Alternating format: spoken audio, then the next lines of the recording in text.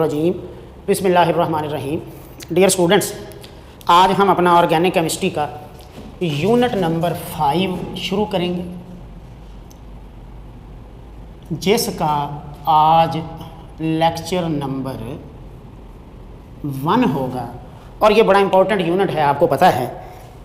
अगरचे इसका नाम लिखा हुआ है एल्डिहाइड्स एंड कीटोन्स, इन्हें ऑर्गेनिक केमिस्ट्री में कहा जाता है कार्बोनाइल कंपाउंड्स। तो मैं अपनी बात का आगाज़ अगर यहीं से करूं, the organic compounds which contains carbonyl functional group C double bond O in them are called carbonyl compounds. They are of 2 types. तो ये फिर 2 किस्मों के हैं जिन्हें हम इधर आपस में डिफरेंशिएट कर रहे हैं। Number 1 aldehydes, number 2 ketones. तो इनमें कॉमन और डिफरेंट बातें जो हैं वो आपने नोट कर लेनी है। नंबर 1 जी, when carbonyl is attached with 1 hydrogen necessarily.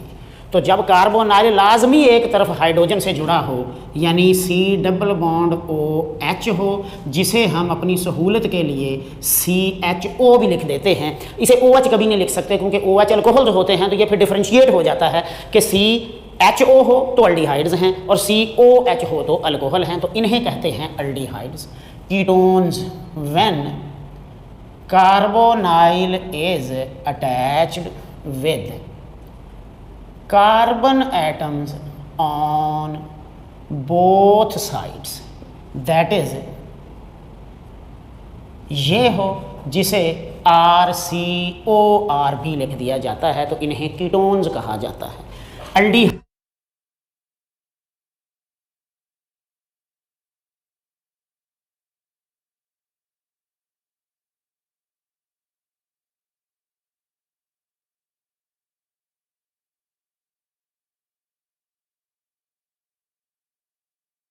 Group की खूबी है कि aldehyde occurs at the end of chain, जिसे टर्मिनल भी कहा जाता है। यानी आप चेन जिधर मर्जी से शुरू कर लें, जहाँ पे आप एल्डिहाइड ग्रुप लगाएंगे तो वो चेन का एंड हो जाएगा, क्योंकि वहाँ से चेन आगे नहीं चल सकती क्योंकि आगे हाइड्रोजन आना है।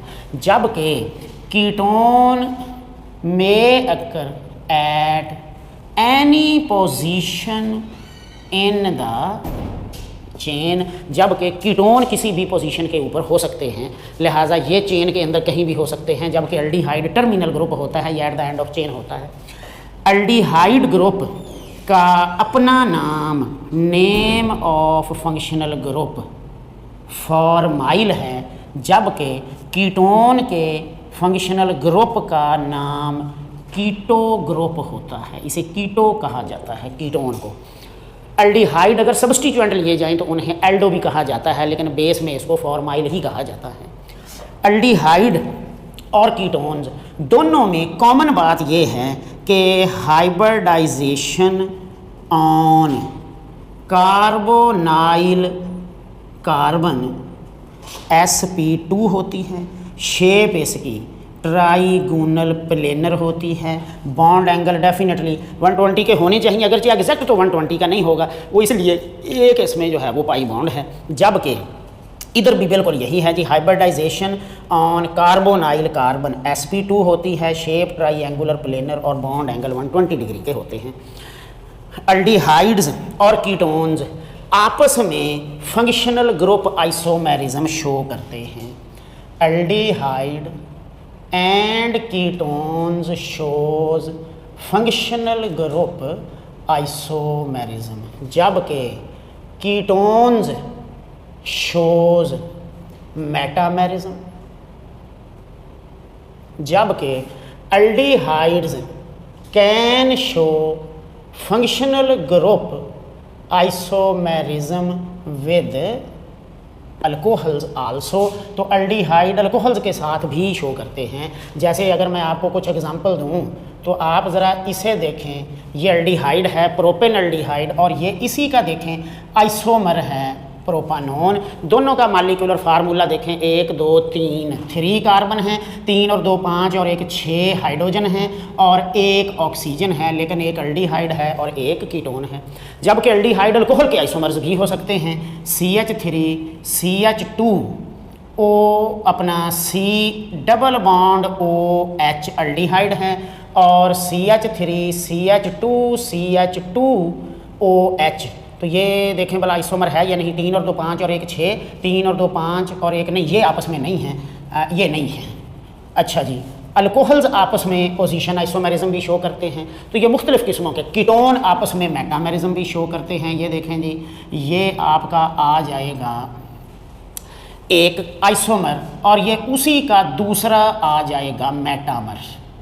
तो ये दोनों आपस में मेटामर्स कहलाते हैं। तो ये इनकी ख़ास बात है जी। अल्डिहाइड और कीटोन्स दोनों नेचुरली अकरिंग होते हैं।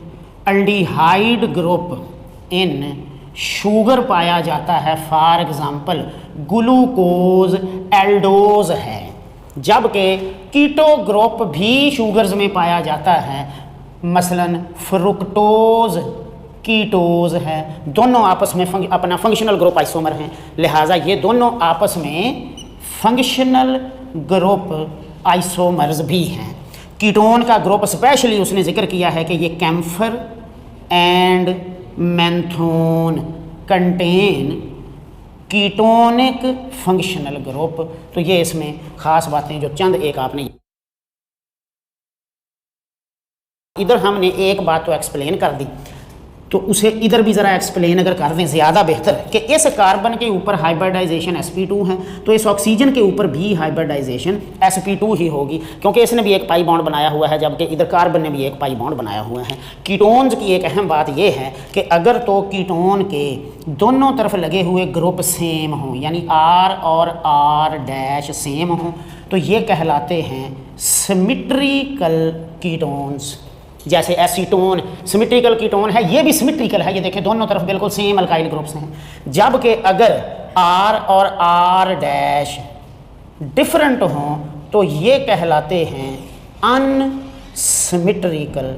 कभी कभी इन्हें सिंपल कहा जाता है, इन्हें मिक्स्ड भी कह दिया जाता है। जैसे ये वाला कीटोन अनसिमिट्रिकल कीटोन है। कीटोन्स की एक और अहम टाइप, जिनमें एक तरफ लाजमी मिथाइल ग्रुप लगा हुआ हो, दूसरी तरफ जो मर्जी हो, चूँकि ये टिपिकल रिएक्शन शो करते हैं, इसलिए इस किस्म के कीटोन्स को मिथाइल कीटोन्स भी कह दिया जाता है, मिथाइल कीटोन्स भी कहा जाता है। तो आप यूँ समझ लें कि अगर R और R' सेम हों तो सिमेट्रिकल हैं, अगर R और R' डिफरेंट हों तो अनसिमेट्रिकल हैं, अगर एक R लाजमी मिथाइल हो तो फिर उन्हें मिथाइल कीटोन्स भी कहा जाता है। तो ये चंद बातें आपने अल्डिहाइड और कीटोन की याद रखनी है। नेक्स्ट हम देखेंगे चंद इम्पोर्टेंट जो कीटोन्स और अल्डिहाइड दुनिया में इस्तेमाल होते हैं, वो आपने उनके IUPAC नेम और उनके आपने कॉमन नेम्स याद रखने हैं।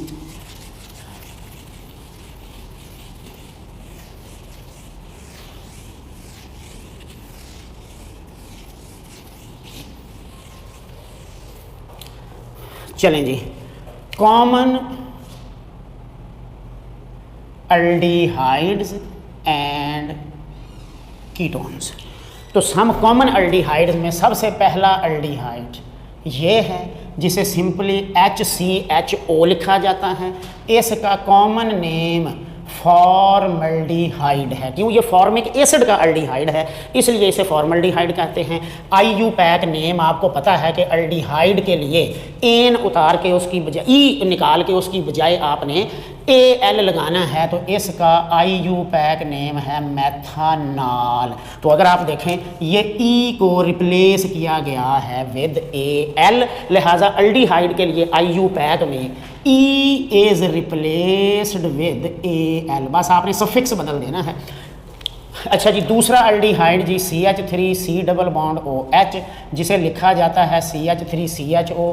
कॉमन नेम बहुत ज़्यादा पॉपुलर एस्टल्डिहाइड, और IUPAC नेम 2 कार्बन हैं तो होना चाहिए एथानॉल, 3 कार्बन वाला।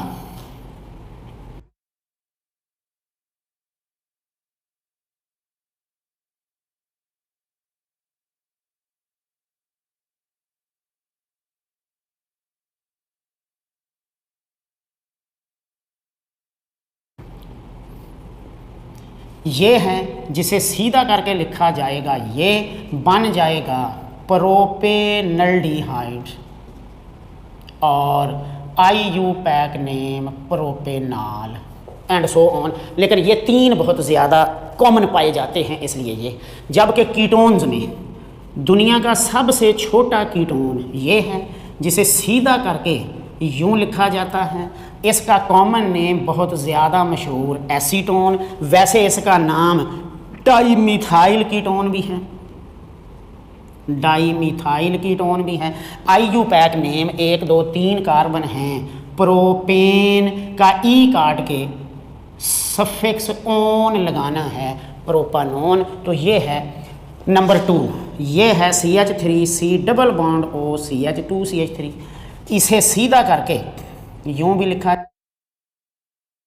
अपना कॉमन नेम भी इसका ब्यूटानोन है, और IUPAC नेम भी ब्यूटानोन है। बाकी इसके आगे भी हैं, लेकिन ये वो हैं जो बहुत कॉमन अल्डिहाइड और कीटोन्स पाए जाते हैं। बस अगर आपको इन्हीं की बातें मालूम हों तो अच्छी बात है। एक बात इधर याद आ गई, उसे ख़ास तौर पे सुन लेंगे। ये है अल्डिहाइड का फंक्शनल ग्रुप। तो अल्डिहाइड के फंक्शनल ग्रुप के साथ जो पहला कार्बन लगा होगा उसे अल्फ़ा कहते हैं, अगले को बीटा, अगले को गैमा कहते हैं। इसी तरह से पुराने ज़माने में कीटोन्स के लिए भी ये फार्मूला इस्तेमाल कर लिया जाता था, अगरचे ये अल्फ़ा कहलाएंगे ये फंक्शनल ग्रुप के साथ, नेक्स्ट जो हैं वो बीटा कहलाएंगे। तो ये भी आपने याद रखना है, अगरचे ये पिछले भी किसी लेक्चर में आ चुका है कि the carbon which is attached with the functional group is alpha, next to alpha is beta, next to beta is known as gamma. तो ये भी आपने याद, क्यों बाज़ औक़ात इनके नाम आपको इस तरह के लिखे हुए, मसलन ये है CH3C डबल बॉन्ड OH, अब इसका नाम है एस्टल्डिहाइड। तो अब अगर आप यहां से एक H उतार के वहां से आपने क्लोरीन लगा दिया है, तो अब इसका नाम इस बेस पे आप देखें तो अल्फा कार्बन के ऊपर एक क्लोरीन लगा दिया, तो आप इसे अल्फ़ा क्लोरो एस्टल्डिहाइड भी कह सकते हैं। इसलिए ये अल्फ़ा बीटा गैमा भी इस्तेमाल कर लिए जाते हैं। तो ये तो हैं जो कॉमन पाए जाने वाले अल्डिहाइड और कीटोन, और ये उनके IUPAC नेम। लेकिन IUPAC में आपने एक बात सीख ली कि अल्डिहाइड्स में number of carbon longest chain के गिन लेंगे और ई की बजाय सफिक्स Al लगाया जाता है। कीटोन में टोटल नंबर ऑफ कार्बन गिन लेंगे, कीटोन की पोजीशन भी शो करेंगे, लेकिन उसमें ई की बजाय ओन लगाया जाता है। तो इसलिए अगर मैं इसे आसान कर लूँ तो IUPAC सिस्टम में अल्डिहाइड होते हैं अल्कानॉल्स, अल्कानल, जबकि IUPAC में कीटोन्स होते हैं अल्कानोन। तो ये आपने अल्केन के ई की बजाय ओन लगाना है, अल्केन के ई की बजाय आपने Al। तो IUPAC सिस्टम में अल्डिहाइड और कीटोन को अल्कानाल और अल्कानोन्स कहा जाता है। तो ये है इनकी नोमेनक्लेचर का तरीका। फिर हम देखेंगे प्रेपरेशन। अच्छा, फॉर्मल्डिहाइड चूँकि गैस होती है लेकिन ये वाटर में सॉल्युबल हो जाता है, क्योंकि ये स्लाइटली पोलर है, लिहाजा बीइंग पोलर ये पानी में सॉल्युबल हो जाता है, इसलिए इसे वाटर में डिज़ोल्व कर लिया जाता है और फिर यूज़ किया जाता है। तो जब अल्डिहाइड यानी फॉर्मल्डिहाइड का एक्वस सोल्यूशन बना लिया जाए तो उसे फॉर्मालिन भी कहा जाता है। ये कई दफ़ा आप मुमकिन है सुनते भी हों, ये प्रेजर्वेटिव के तौर पर भी इस्तेमाल होता है। तो ये डेड बॉडीज़ को भी फॉर्मालिन लगाई जाती है ताकि जर्म्स जो हैं वो पैदा ना हो। तो फॉर्मालिन कुछ भी नहीं, it is aqueous solution of formaldehyde. Next हम देखेंगे preparation of aldehydes and ketones। वैसे तो इनकी प्रेपरेशन के तरीके बिल्कुल सीधे हैं जी। मसलन aldehydes can be prepared by the oxidation of primary alcohols। एक तरीका जी, ketones can be prepared by the oxidation of secondary alcohols। Similarly ketones can also be prepared by the hydration of alkynes। तो ये alkyne को बनाया जा सकता है। तो जनरल मेथड ऑफ प्रेपरेशन तो यही है कि आप कोई भी एल्डिहाइड ले लें, उसकी ऑक्सीडेशन कर लें। ये देखें, कोई भी एल्डिहाइड ले लें, मैं फ़िलहाल एस्टल्डिहाइड ले लेता हूँ, सॉरी कोई भी अल्कोहल ले लें प्राइमरी, तो ये मैं फ़िलहाल ले लेता हूँ प्राइमरी अल्कोहल कौन सा जी, ये, इसकी आपने क्या कर लेनी है, ऑक्सीडेशन विद एयर या विद ऑक्सीडाइजिंग एजेंट। तो ये आपको बना देगा CH3CHO एल्डिहाइड। और सेकेंडरी आप ले लें CH3CH3, इसकी भी कर लें ऑक्सीडेशन, तो आपको मिल जाना है कीटोन। इधर भी प्लस वाटर बनेगा और इधर भी प्लस वाटर। ऑक्सीडाइजिंग एजेंट आप पहले भी सीख चुके हैं, वही दो कॉमनली यूज़ होते हैं, एसिडिफाइड KMnO4 या एसिडिफाइड K2Cr2O7, तो इसलिए बार बार उनका जिक्र करने की ज़रूरत नहीं है।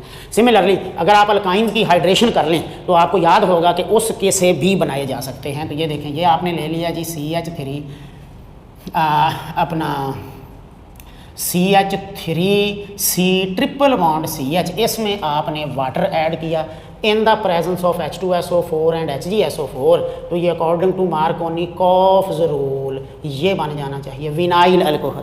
Vinyl alcohol on rearrangement convert हो जाएगा CH3C डबल बॉन्ड OCH3। तो ये अल्काइन की हाइड्रेशन करके भी कीटोन्स बनाए जा सकते हैं। तो ये तो हो गए general methods of preparation of aldehyde and ketones. अब चूंकि एल्डिहाइड और कीटोन अभी मैंने कॉमन लिखे थे, तो उसमें आपने देखा कि दो ही एल्डिहाइड हैं जो दुनिया में बहुत ज़्यादा मशहूर हैं, एक फॉर्मल्डिहाइड और एक एस्टल्डिहाइड, और एक ही कीटोन दुनिया में बहुत ज़्यादा मशहूर और यूज़फुल है, वो है एसीटोन। तो इनकी प्रेपरेशन स्पेशल देख लेते हैं जी, बस उसके लिए तरीके तो यही हैं, सिर्फ आपको कैटालिस्ट और कंडीशन तो थोड़ी सी याद करनी पड़ेगी, तो वो इधर देख लेते हैं जी। पहले देख लेते हैं जी प्रेपरेशन ऑफ फॉर्मल्डिहाइड। फॉर्मल्डिहाइड जिसे अभी हमने कहा था कि ये फॉर्मालिन है और फार्मूला होगा HCHO। लैब प्रेपरेशन बिल्कुल आसान, आपने एक कार्बन वाला एल्डिहाइड बनाना है तो आपने एक कार्बन वाला प्राइमरी अल्कोहल ले लिया, इसमें आपने डाली ऑक्सीजन फ्रॉम एयर, ये वही ऊपर वाला मेथड, ऑक्सीजन फ्रॉम एयर यानी ऑक्सीडेशन, कैटालिस्ट प्लाटिनम एस्बेस्टास और टेम्परेचर 300 सेंटीग्रेड, ऑक्सीजन इसे ऑक्सीडाइज कर देगा, फॉर्मल्डिहाइड HCHO प्लस बन जाएगा वाटर। यह है लैब प्रेपरेशन। अच्छा, इंडस्ट्रियल प्रेपरेशन बिल्कुल यही है, आपने मिथाइल अल्कोहल लिया, ऑक्सीजन फ्रॉम एयर, इसे एयर ऑक्सीडेशन कहा जाता है। कैटालिस्ट आपने यूज़ करना है अपना FeO और MO2O3 molybdenum oxide, temperature 500, again same products बन जाएंगी H2O। अब फ़र्क सिर्फ इतना है, ये थोड़ा महंगा कैटालिस्ट है तो आपने लैब में यूज़ कर लिया ताकि टेम्परेचर कम रखना पड़े, इंडस्ट्री में आपने कैटालिस्ट सस्ता यूज़ कर लिया, टेम्परेचर थोड़ा ज़्यादा कर लिया। तो ये दोनों तरीक़ों से फॉर्मल्डिहाइड। अब जो फॉर्मल्डिहाइड बनेगा वो अभी मैंने कहा कि गैस होता है, इसे वाटर में डिज़ोल्व कर लिया जाएगा, इसका एक सोल्यूशन बना के फॉर्मालिन बना के इसको स्टोर कर लिया जाता है। तो ये तो हो गया जी ये। अच्छा, फॉर्मालिन ये कितना सॉल्युबल है तो ये भी याद रखना है ना, बाज़ औक़ात बड़े आसान। फॉर्मालिन इज़ 40% एक्वस सोल्यूशन, तो यहाँ से आप ये भी समझ जाएं कि formaldehyde is 40% soluble in water. तो ये है फॉर्मल्डिहाइड की प्रेपरेशन। नेक्स्ट देखेंगे एस्टल्डिहाइड की प्रेपरेशन। लैब में बनाने का तरीका तो बिल्कुल सेम, आपने लेना है इथाइल अल्कोहल, इसकी करनी है ऑक्सीडेशन, आपकी मर्ज़ी है, एयर ऑक्सीडेशन आपकी मर्ज़ी है, आप इसकी ऑक्सीडेशन विद ऑक्सीडाइजिंग एजेंट कर लें। ऑक्सीडाइजिंग एजेंट आपको बता दिए हैं जी, वो या तो आप यूज़ करेंगे KMnO4 या K2Cr2O7 या Na2Cr2O7 विद H2SO4, बन जाएगा एस्टल्डिहाइड प्लस बन जाएगा वाटर। अच्छा, लैब में ही बनाने का दूसरा तरीका भी बहुत अच्छा है, आपने mixture of calcium acetate plus calcium formate कितना लेना है, इक्विमोलर, और इसकी आपने क्या करनी है, dry distillation. Equimolar means same mole, तो ये आपने लिया कैल्शियम एसीटेट, ये आपने 1 मोल लिया कैल्शियम एसीटेट, ये आपने 1 मोल लिया कैल्शियम फॉर्मेट, ड्राई डिस्टिलेशन, यानी और कुछ नहीं डाला, जस्ट आपने डिस्टिल कर लिया ड्राई को, तो ये निकल जाएगा। ये देखें, ये तो 2 मालिक्यूल निकल जाएंगे कैल्शियम कार्बोनेट के, प्लस रह जाएगा CH3 C double bond OH के 2 मालिक्यूल। और इसे गौर से देखें तो ये C डबल बॉन्ड O और O को आपने कैल्शियम की मदद से निकाला है, तो ये चूंकि कार्बोनाइल ग्रुप आप रिमूव कर रहे हैं, एक इसमें से एक उसमें से, इसलिए इसे डीकार्बोक्सिलेशन भी कहा जा सकता है। तो ये है जी ड्राई डिस्टिलेशन। अच्छा जी, इंडस्ट्री में बनाने का तरीका बहुत सिंपल जी, ये है एयर ऑक्सीडेशन ऑफ ईथीन। तो ये आपने ले ली ईथीन, प्लस आपने डाली एयर O2, इसे एयर ऑक्सीडेशन कहा जाता है। अब आपने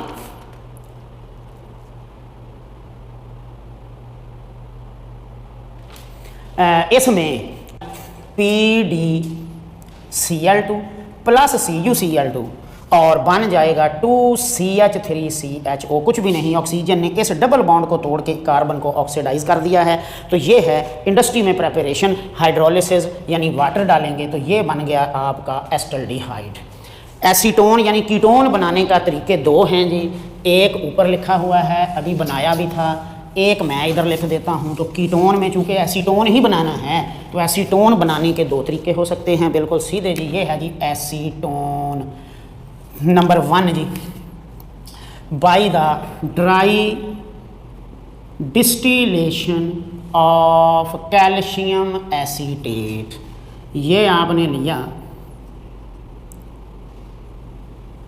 कैल्शियम एसीटेट, ड्राई डिस्टिलेशन, बगैर कोई चीज़ डाले हीट किया, ये रिमूव हो जाएगा, बाकी रह गया CH3 C double bond OCH3। ये है एसीटोन प्लस CaCO3। दूसरा मेथड अभी लिखा था, ऑक्सीडेशन ऑफ 2 प्रोपेनॉल। ये आपने लिया 2 प्रोपेनॉल, ये आपने इसकी कर ली ऑक्सीडेशन। आपकी मर्ज़ी है ऑक्सीडाइजिंग एजेंट से करें, आपकी मर्ज़ी है एयर से करें। एयर से करेंगे तो O2 डालेंगे, अदरवाइज़ O डालेंगे, और यहाँ ऑक्सीडाइजिंग एजेंट वही आम तौर पे जो हम यूज़ करते हैं K2Cr2O7 एसिडिफाइड बन जाएगा एसीटोन प्लस बन जाएगा H2O। तो ये दूसरा तरीका है एसीटोन बनाने का by the oxidation of secondary alcohol, और ये है dry distillation of calcium acetate. तो ये सिंपली डीकार्बोक्सिलेशन है, ये ऑक्सीडेशन है बाय एडिंग द ऑक्सीजन। लेकिन अगर आप सिर्फ इसके लिहाज से देखेंगे तो ये इसमें से हाइड्रोजन रिमूव हुई है, लेकिन हाइड्रोजन चूंकि रिमूव हुई है ऑक्सीजन ऐड करके, यानी विद रेफरेंस टू अल्कोहल, ये डिहाइड्रोजिनेशन है। लेकिन चूंकि दोनों H आपने ऑक्सीजन डाल के रिमूव किए हैं, इसलिए इसे ऑक्सीडेशन कहा जाता है। तो ये है preparation of aldehyde and ketone. Next topic उसने तो बिल्कुल सीधा कर दिया जी, उसने लिख दिया है जी reactions of aldehyde and ketone. सारे रिएक्शन आ गए। अब बिल्कुल ऐसे जैसे एक जनरल कॉन्सेप्ट हम पैदा करते हैं रिएक्शंस का, तो मैं इधर आपको मतलब लिखने की कोशिश करता हूँ कि भाई ये जनरल कॉन्सेप्ट होता है। मसलन जैसे मैं कहूँ कि सैचुरेटेड हाइड्रोकार्बन की प्रॉपर्टी है कि ये सब्स्टिट्यूशन रिएक्शन शो करते हैं। अनसैचुरेटेड हाइड्रोकार्बन अल्कीन की प्रॉपर्टी है ये न्यूक्लियोफिलिक, ये खुद न्यूक्लियोफाइल हैं, तो ये इलेक्ट्रोफिलिक एडिशन शो करते हैं। एरोमेटिक यानी बेंजीन की करेक्टरिस्टिक प्रॉपर्टी है कि ये इलेक्ट्रोफिलिक सब्स्टिट्यूशन शो करती है। अपना अल्काइल हेलाइड्स की टिपिकल प्रॉपर्टी है कि ये न्यूक्लियोफिलिक सब्स्टिट्यूशन शो करते हैं। यानी जनरल कॉन्सेप्ट कहा जाता है कि आप एक जी फलां टाइप के रिएक्शन फलां किस्म के कंपाउंड के होते हैं, तो सैचुरेटेड यानी अल्केन सब्स्टिट्यूशन शो करते हैं, अनसैचुरेटेड अल्कीन इलेक्ट्रोफिलिक एडिशन देते हैं, एरोमेटिक यानी बेंजीन इलेक्ट्रोफिलिक सब्स्टिट्यूशन कैरेक्टरिस्टिक देती है। हालांकि वो एडिशन भी देती है, लेकिन बुक में क्लियर लिखा है कि एडिशन उसकी टिपिकल प्रॉपर्टी नहीं है। और अल्काइल हेलाइड्स जो हैं वो न्यूक्लियोफिलिक सब्स्टिट्यूशन देते हैं। तो एन इसी बेसिस पे एल्डिहाइड एंड कीटोन्स की टिपिकल प्रॉपर्टी है कि ये न्यूक्लियोफिलिक एडिशन रिएक्शन शो करते हैं, लिहाजा इनके टिपिकल रिएक्शन होते हैं न्यूक्लियोफिलिक एडिशन रिएक्शंस। अब न्यूक्लियोफिलिक एडिशन रिएक्शंस ये दो किस्मों के शो करते हैं, एक बेस कैटालाइज्ड और एक एसिड कैटालाइज्ड। बेस कैटालाइज्ड में हम बेस डालेंगे, एसिड कैटालाइज्ड में हम एसिड डालेंगे। बेस कैटालाइज्ड तीन किस्मों के होते हैं, बेस कैटालाइज्ड का जनरल मैकेनिज्म अगर मैं कहूँ कंसिस्ट्स ऑफ 3 स्टेप्स। और अगर आप इसी को समझें तो बाकी कोई भी रिएक्शन अगर बेस कैटालाइज्ड आ जाए तो आप उसी को उसी में ऐड करके बड़े आराम से, तो इनका स्टेप नंबर 1 हमेशा ये होगा बेस प्लस आपका रीजेंट मिल के बनाएंगे न्यूक्लियोफाइल। तो आप इसे जनरेशन ऑफ न्यूक्लियोफाइल कह लें। फॉर एग्जांपल बेस आपने डाली OH नेगेटिव, रीजेंट आपने डाला HNU, तो ये OHSH को रिमूव करेगा, NU हो जाएगा अलहदा, तो देखें वाटर प्लस बन गया न्यूक्लियोफाइल। तो फिर अगर मैं कहूँ कि इसमें बेस यानी कैटालिस्ट का क्या फंक्शन है, तो वो आप इधर सामने लिख सकते हैं, the function of catalyst is to generate a strong nucleophile. अब आप चेक करें ज़रा, इधर पहले H पॉजिटिव था और NU पार्शियल नेगेटिव था, तो पार्शियल नेगेटिव का मतलब है कि ये एक वीक न्यूक्लियोफाइल था। बेस ने H को रिमूव करके इसके ऊपर फुल नेगेटिव चार्ज बना दिया है, यानी इसको बना दिया है स्ट्रॉन्ग न्यूक्लियोफाइल। तो फिर मैं कह सकता हूँ बेस रीजेंट के न्यूक्लियोफिलिक करैक्टर को इंक्रीज कर देती है। Base increase the nucleophilic character of the reagent, ये रीजेंट के न्यूक्लियोफिलिक करैक्टर को इंक्रीज कर देती हैं। Step number 2, addition of nucleophile on electrophilic carbon. तो ये चाहे अल्डिहाइड है या कीटोन नेगेटिव, ये होना चाहिए पार्शियल पॉजिटिव, ये इसमें NU हो जाएगा ऐड, तो डेफिनेटली ये इस पे ऐड होगा, पाई इलेक्ट्रॉन जाएंगे ऑक्सीजन के पास और ये बन जाएगी एडक्ट NU। ये इसे कार्बन और ये ऑक्साइड है, इसे अल्क ऑक्साइड भी कह दिया जाता है। ये जी step number 3 is the regeneration of catalyst. क्यों? कैटालिस्ट ने वापस आना है, जबकि इधर आप देखें कि आपका कैटालिस्ट बेस नहीं रहा, ये H को रिमूव करके वाटर बन चुका है। लिहाजा थर्ड स्टेप में ये जो अल्क ऑक्साइड आयन बना है ये उसी वाटर से करेगा रिएक्ट जो पहले स्टेप में बना था। ये H ये जाएगा यहाँ और ये आपकी बन जाएगी एडक्ट। लिहाजा तमाम nucleophilic addition as beta next to beta is known as, असूलों के ऊपर चलते हैं और इन्हीं 3 स्टेप्स में एडिशन होती है। तो ये है आपका मैकेनिज्म, इसे फिर समझ लें क्योंकि बाकी फिर वही हैं कि बेस असल में रीजेंट एक वीक न्यूक्लियोफाइल है, बेस H को रिमूव करके न्यूक्लियोफाइल को एक स्ट्रॉन्ग न्यूक्लियोफाइल में कन्वर्ट करता है। लिहाजा base nucleophilic character of reagent को इंक्रीज कर देता है और एक वीक न्यूक्लियोफाइल को स्ट्रॉन्ग में बदलता है। स्ट्रॉन्ग न्यूक्लियोफाइल अब इलेक्ट्रोफिलिक कार्बन के ऊपर ऐड हो जाता है और ये एक इंटरमीडिएट बनता है जिसे आप अल्क ऑक्साइड भी कह सकते हैं। ये मैं आपकी सहूलत के लिए लिख दिया जी, ये अल्क ऑक्साइड भी कह सकते हैं। इंटरमीडिएट वाटर में से H को रिमूव कर लेगा, ये आपकी प्रोडक्ट यानी एडक्ट बन जाएगी और प्लस आपका OH बेस वापस आ गई, यानी बेस हो जाती है रीजनरेट। तो ये है mechanism of base catalysed reaction. अगर आप आपकी बुक में जो बेस कैटालाइज्ड रिएक्शन यूज़ हुए हैं तो वो ज़रा देख लें, तो मेरा नहीं ख्याल कि मुझे दोबारा उनको आपको बताने की ज़रूरत पड़े, तो आप सिर्फ उनमें चेक कर लें कि ए पहला है एडिशन ऑफ HCN, दूसरा है एडिशन ऑफ ग्रिग्नार्ड रीजेंट्स, तीसरा है एडिशन ऑफ NaHSO3। मैंने ज़रा जानबूझ के इसको ओपन करके लिख दिया, तो ये NaHSO3। अब अगर मैं आपसे कहूँ कि इसमें बेस का क्या काम होगा, तो आप ज़रा इसे गौर से देखें। जब आप इसमें बेस डालेंगे OH इस H को निकाल के इसे CN में कन्वर्ट कर देंगे, यानी ये एक स्ट्रॉन्ग न्यूक्लियोफाइल बन जाएगा। इसमें जब आप बेस डालेंगे तो बेस इस H को निकाल के वाटर बना के पीछे रह जाएगा SO2Na, तो ये आपका बन जाएगा न्यूक्लियोफाइल। ये है जो काम है बेस का। और ग्रिग्नार्ड रीजेंट्स की एडिशन अल्काइल हैलाइड्स में आएगी तो वो आपको पता है कि ग्रिग्नार्ड रीजेंट्स इनमें ऐड होते हैं, तो उसके लिए 3 रिएक्शन अभी हम नेक्स्ट लेक्चर में करेंगे, तो वो लेकिन यहाँ हिंट दे देता हूँ कि वो 3 आपको पता है, फॉर्मल्डिहाइड में ऐड हों तो प्राइमरी अल्कोहल बनते हैं, एस्टल्डिहाइड में ऐड हों तो सेकेंडरी अल्कोहल बनते हैं, और जब